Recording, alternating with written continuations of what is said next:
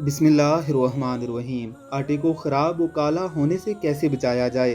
ज़ुबैदा आबा की 3 कारआमद टिप्स जो ख़वातीन को ज़रूर जानना चाहिए।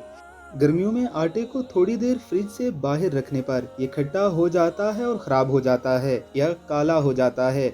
आज हम आपको ज़ुबैदा आबा के टोटके बता रहे हैं जिससे आपका आटा ना तो ख़राब होगा ना ही उसमें खुश्की आएगी। ज़ुबैदा आबा की ज़बरदस्त आटा टिप्स। आलू को धोकर उबालें और जिस पानी में उबाल रही हैं इस पानी से आटे को गूंदें। ज़ुबैदा आपा कहती हैं कि यह आटा कभी भी ख़राब नहीं होगा और ना खट्टा होगा। एक सफ़ेद मलमल का कपड़ा लें, उसको गीला करें, फिर आटे को इस कपड़े में लपेट कर रखें। इस तरीके से ना तो गूंदे हुए आटे में पेपड़ी जमेगी ना ही खट्टा होगा। आटा गूंदते वक्त इसमें थोड़ा सा तेल शामिल कर लें। आटा नीम गर्म पानी से गूंदें ताकि ये नरम रहे और खुश्क होने के इम्कानात कम हो जाएं।